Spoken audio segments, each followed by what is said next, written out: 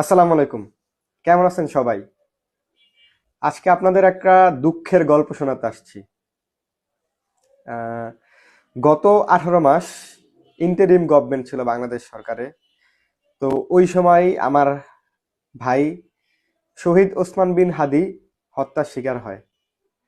এখন সবচেয়ে মজার ব্যাপার কি জানেন? দুঃখের মধ্যে মজার ব্যাপার কি জানেন? এই ইন্টারিম গভর্নমেন্টে প্রত্যেকটা রাজনৈতিক দল তাদের হিস্সা বুঝে নিয়েছিল। আওয়ামী লীগ, বিএনপি, জামাত এছাড়া অন্যান্য যত দল আছে সবাই কিন্তু তাদের প্রাপ্য বুঝে নিয়েছে।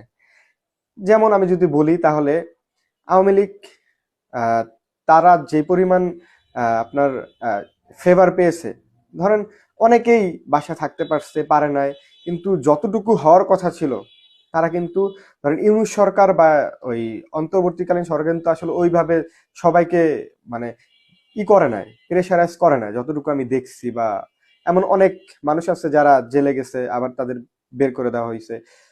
মানে তারা এইভাবে বিভিন্ন রকম সুবিধা পাইছে। যদি এটা অন্তর্বর্তীকালীন সরকার না এসে যদি অন্য কেউ আসতো তাহলে হয়তো এই সুবিধাটা পাইতো না। এটা আমার পার্সোনাল ওপিনিয়ন মনে হচ্ছে। এখন আপনাদের ভিন্ন মত থাকতেই পারে, আমি আপনাদের ভিন্ন মতকে সম্মান জানাই।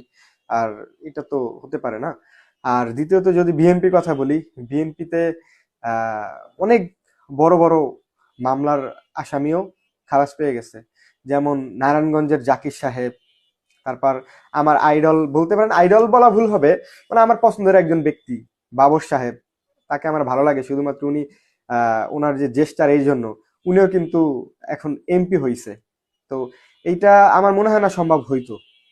তো নিশ্চিত মৃত্যুর ফাঁসি বা হচ্ছে গিয়া মৃত্যু যাদের হইতো তারাও কিন্তু বের হয়ে গেছে। এছাড়া অনেক সুবিধা ভোগ করছে বা সুবিধা পাইছে প্রত্যেকটা রাজনৈতিক দল। এই যে জামাত জামাত নির্বাচন করতে পারছে। হ্যাঁ, জামাত কিন্তু নিষিদ্ধ ছিল, আওয়ামী লীগের আমলে নিষিদ্ধ ছিল। অন্তর্বর্তীকালীন সরকার এসে তার দল তাকে ফিরিয়ে দিল।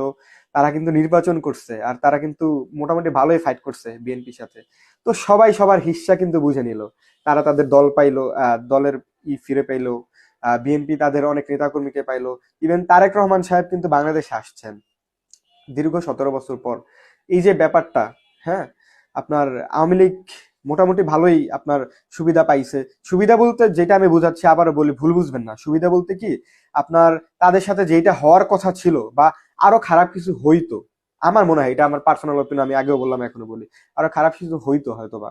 তো এটা আমার মনে হয়েছে যে অন্তর্বর্তীকালীন সরকার থাকাকালীন তারা একটু, মানে একটু হইলো সুবিধা পাইছে, সুবিধা পাইছে যে অনেক বেশি খারাপ থেকে একটু